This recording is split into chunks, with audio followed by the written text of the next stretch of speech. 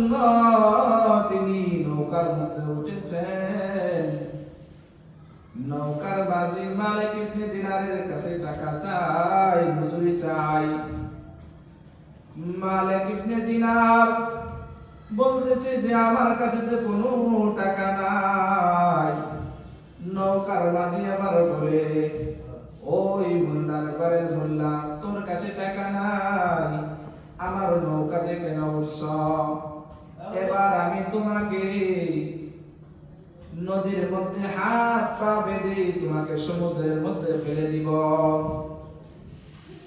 মালিক ইবনে দিনার বলতেছে, ভাই মাঝি ভাই, বুঝলাম তুমি আমাকে ফেলে দিবা, আমাকে 2 রাকাত নামাজ পড়ার সুযোগ দাও, আমি আমার মালিকের কাছে একটু বলি। মালিক ইবনে দিনার হাতটা উঠাইয়া রব্বে কারিমের দরবারে বলে,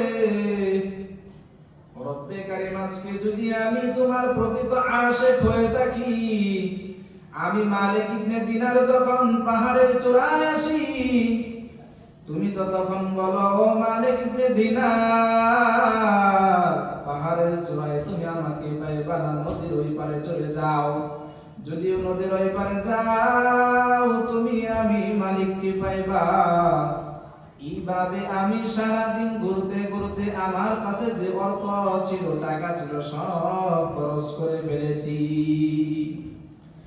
নৌকার মাঝি তো বলল, মালিক,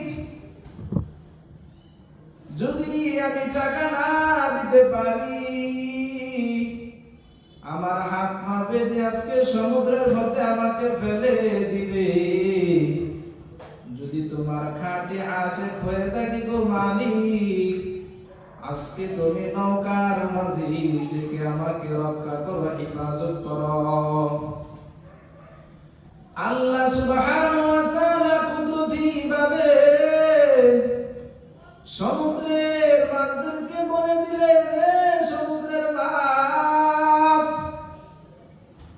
আমার বন্ধু আমার আশিক মালিক ইবনে দিনারকে আজকে নৌকার মাঝি